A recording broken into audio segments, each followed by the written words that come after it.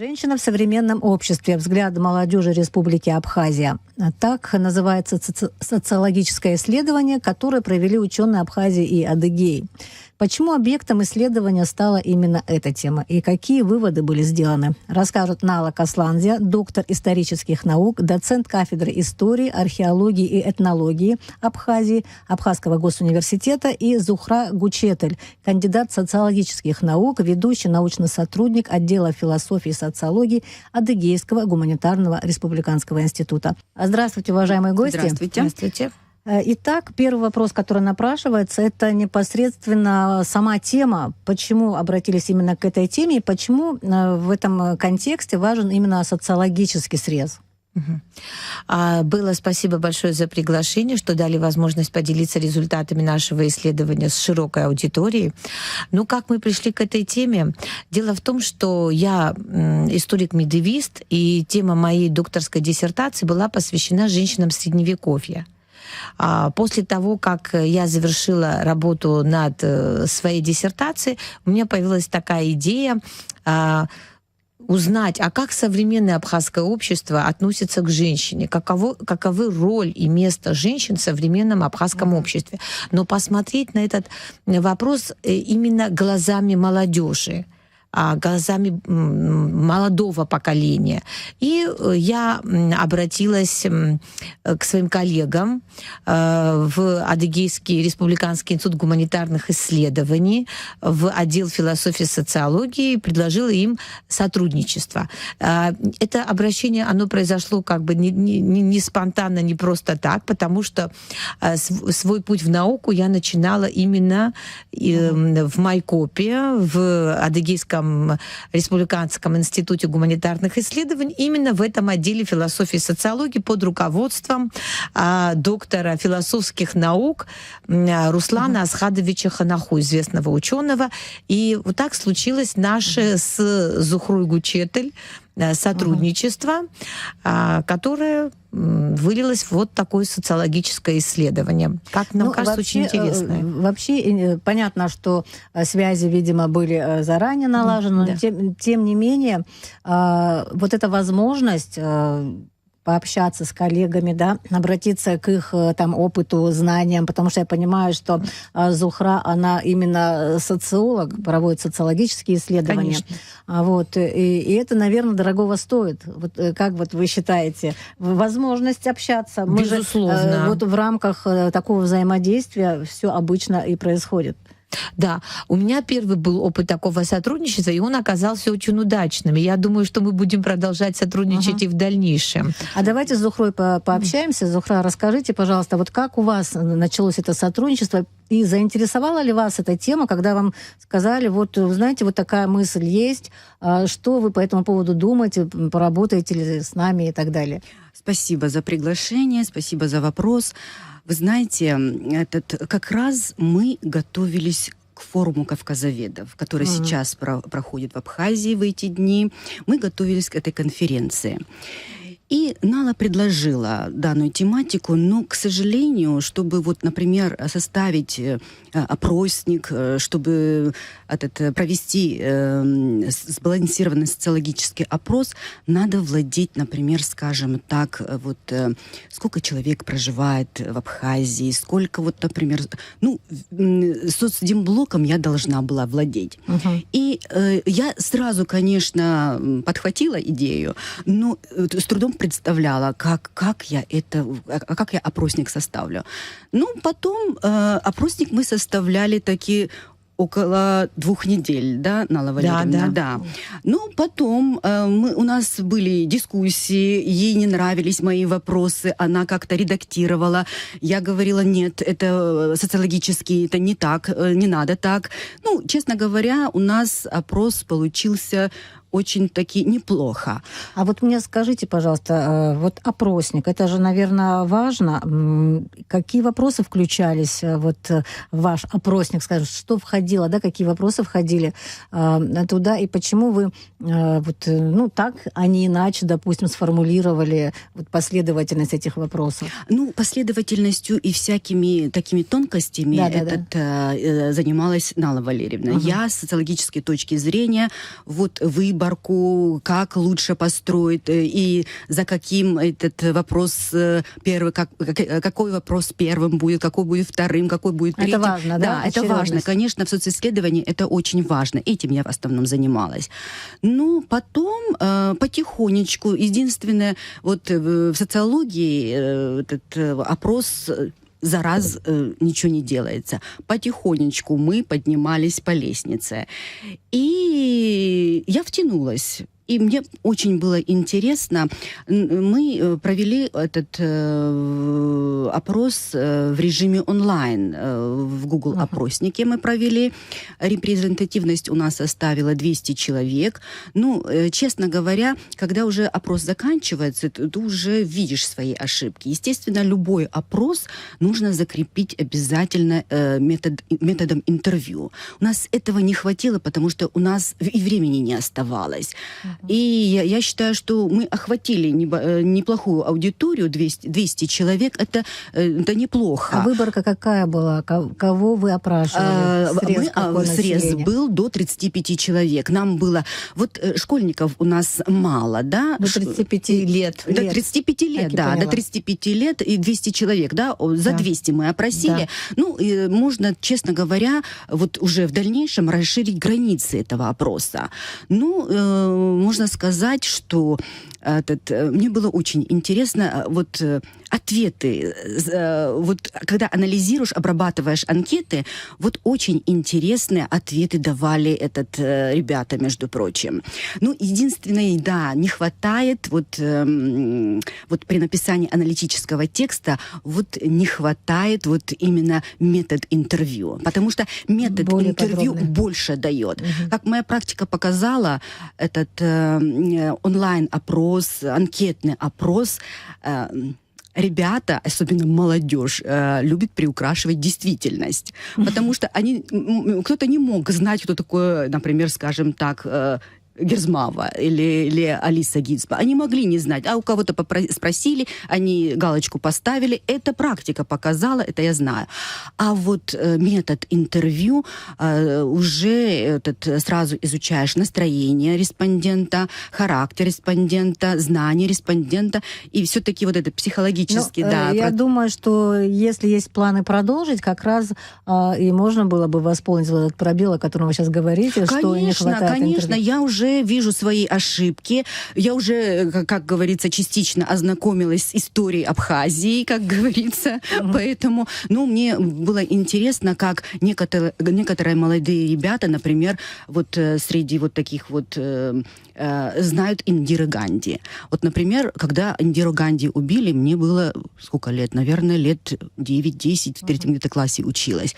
А ребенок, который, например, я ребенком называю, 18-19 лет мы опрашивали студентов, они как-то знакомы, значит, касались. Да, учились. Это да. И было интересно даже вот...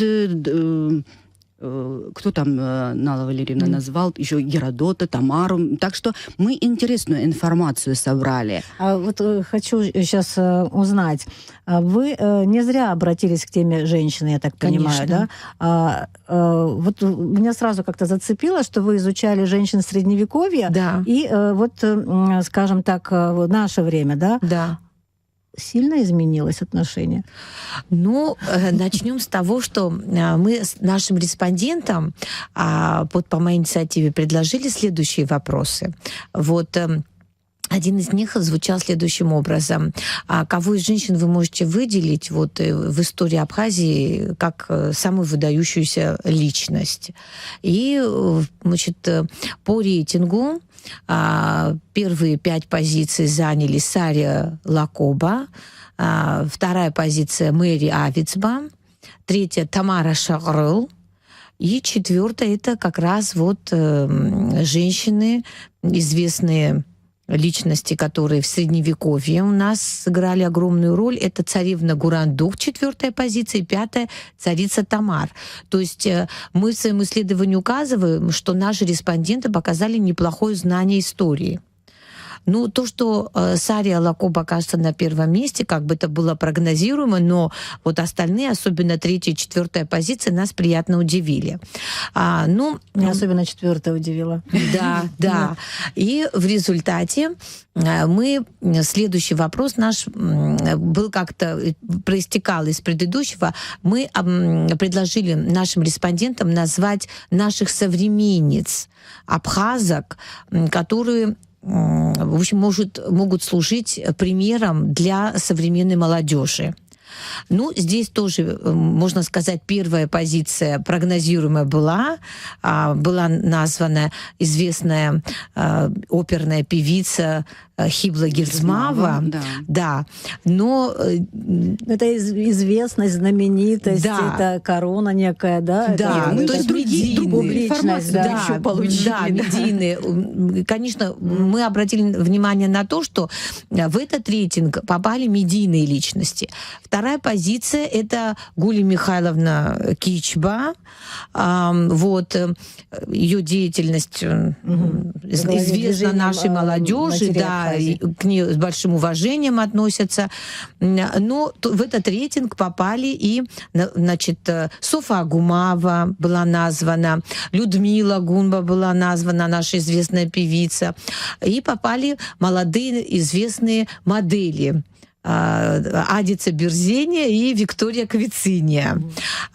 Также мы, соответственно, сделали вывод, что все-таки СМИ и в большей степени, наверное, интернет-ресурсы оказывают влияние на формирование представлений молодежи о современной женщине, об успешной современной женщине. То есть, если из представительниц как бы истории нашей в основном преобладает как бы архетип женщины-героини, прежде всего, наверное, так, то из наших современниц, в общем, большей частью медийные персоны. Еще хочу отметить, что в рейтинг попали также представительницы, значит, правозащиты Мактина Джинджоли и Анна Скишмария.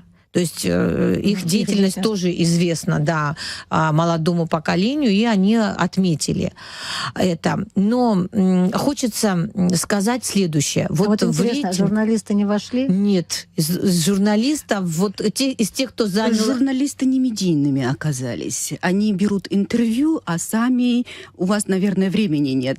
Да нет, обычно как бы позиция журналистов звучит. Да, ну как-то, ну, я могу только сказать, что среди вот списка, который у нас возник, мы вот из тех людей, тех женщин, которые имеют отношение к средствам массовой информации, у нас имя Ирины Шотовны Агрбов фигурировало. Вот это я могу сказать, да. Также хочется отметить, вот что для нас было, таким открытием, наверное, со знаком минус все-таки, конечно, то, что в рейтинг не попали женщины-участницы войны. Единственная была из 200 опрошенных, один только респондент назвал имя Саиды Делба. И, может быть, в большей степени вот это нас сегодня и привело в вашу передачу, потому что явно ощущается необходимость как бы донести молодому поколению, подрастающему поколению события, связанные с войной и участием женщин в этой войне. И тот вклад, который женщины Абхазии внесли в победу. И вот в связи с этим как бы мы хотели бы, чтобы, наверное, какие-то проекты были предложены, которые бы сделали бы этих женщин медийными. И тех, которые живут сейчас среди нас, трудятся, растят детей, и те, которые, к сожалению, ушли из жизни, сложили свои головы за наше счастливое настоящее и будущее. Ну, если говорить о том, как шла работа, какой, во-первых, временной период заняла эта работа, и какие еще были сложности? Вы сказали, было ограничение по времени, ограниченное по времени, не удалось там методом интервью какое-то свое исследование дополнить. И что еще вот как бы хотелось бы, а может быть, наоборот, вот вы не ожидали, но получилось? Не, честно говоря, то, что мы запланировали, какие цели, задачи мы поставили, мы все это раскрыли. Но в будущем, конечно, дело в том, что и чуть-чуть и расстояние, конечно. Если бы я здесь проживала бы, я, естественно, организовала бы этот метод интервью. Ну, метод интервью надо гайд составить, еще и апробацию сделать, и еще провести, как работает вот этот гайд, надо вот это все пройти. Но в будущем, скорее всего, мы это реализуем, да, наверное. Это на следующий год. Да. А вот время, мы как-то начали работать где-то в марте, в конце марта. Ну, это сразу же мы опросник не составили, все это потихонечку мы к этому шли, потом запустили. Чтобы запустить, надо апробацию сделать. Мы апробацию сделали. Потом, когда апробацию делаешь, видишь, какие ошибки, где что работает, где что не работает. Мы это пока устраняли тоже. Анкета вообще вот в целом почти месяц, да? Над анкетой мы работали. А потом мы запустили, между прочим, опрос проходил, между прочим, нормально. Да. В день 30-35 вот я получала, я за этим следила, неплохо проходила. Мы бы еще продолжили, но нам уже нас требовали, давайте предоставляйте. А вот, кстати, да, куда вы предоставляли материалы и какой вообще научный интерес вот заключается вот в вашей работе, в вашем исследовании? То есть, да, мы готовились к конференции кавказоведов, которая проходит у нас сейчас, и должны были заранее сдать материалы для того, чтобы они были опубликованы в сборнике. Поэтому вот... То есть статья уже опубликована. Да, уже статья опубликована, можно прочитать. Да. То есть именно с этим материалом вы пришли на эту конференцию? Мы пришли на эту конференцию, да. Поэтому мы, конечно, в сроках были ограничены. Вот, поэтому мы, естественно, будем работу свою продолжать. Я просто еще хотела добавить вот к тому, что говорила раньше. Мы также поставили перед нашими респондентами вопрос, а кого из мировых знаменитостей женщин вы можете, значит, выделить, кому вы симпатизируете. И тут у нас так бы... Первую позицию заняли Анджелина Джоли и Моника Беллуччи, да. Дивы. Да. Но, как бы такой идеал красоты такой, который тиражируется мировыми медиа. И в то же время, как бы, наши респонденты показали хорошее знание, значит, и истории опять же, потому что были названы... И мировой истории. Да, были названы и Маргарет Тэтчер, Индира Ганди, Шейха Моза, Елизавета II, и даже вот такие, как бы я бы сказала, идеалы женственности, жертвенности, мужества. Это Богородица и Жанна д'Арк. Вот такие у нас даже ответы были сделаны. И вообще так прослеживается, скажем так, там одна женщина, лидер какой-то мнений, который вот как-то часто отмечалась и Хибла Герзмава. На первое место вышла. Хибла Герзмава, да, везде, во всех вопросах она лидировала. Да. Ну и в целом, что мы по вот тем ответам, которые мы получили от респондентов, мы можем сказать, что идет как бы процесс формирования нового облика абхазской женщины. Почему? Потому что большинство респондентов отмечает, когда мы спрашивали, какими качествами должна обладать современная женщина, почти все обратили внимание на важность образования. Да, и на то, что на возможность реализоваться в профессиональной сфере. Причем это отмечали и как бы молодые люди, и девушки, они вот в этом едины. Кроме того, отмечалась важность и экономической независимости, и как бы возможность сочетать семейные обязанности с какими-то профессиональными обязанностями. Независимость они еще выделяли. Вот молодежь Абхазии, естественно, если сопоставить в гендерном соотношении, мужчинам не нравится, молодым мужчинам не нравится, что женщины сейчас лидируют. Это у нас в диаграммах тоже отражается сегодня даже. В смысле лидируют? Да, лидируют, да. В каком смысле лидируют? В каком смысле Ну, например, женщины-лидеры? скажем так, у нас, говорю, в Абхазии ж высокопоставленными немало же это женщин. Женщин в государственной сфере. Да, я хочу вот это отметить, этот вопрос. Я вообще-то думала, что не так уже много. Нет, вот мы на что обратили внимание. Когда вот выделяли, когда мы спрашивали, выделите женщин, которые вот как бы реализовались в профессиональной сфере, почему-то у нас из вот нашего рейтинга, вот в нашем рейтинге не получило отражения, например, лидирующие позиции наших женщин в судебной системе Республики Абхазия. Вот хотя обратите внимание, женщин, да, что у нас все председателями Конституционного, Верховного и Арбитражного судов являются женщины. У нас женщины в нескольких районах Абхазии возглавляют районные суды. Вообще судейский корпус, большое количество женщин, да, у нас в судейском корпусе.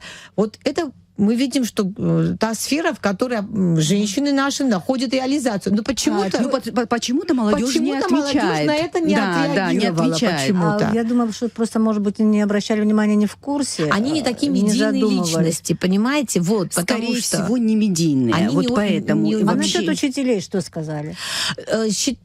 Наши респонденты отметили, что сферы здравоохранения и образование — это те сферы, в которых может легче всего реализоваться женщине. Сфера культуры следующая идет.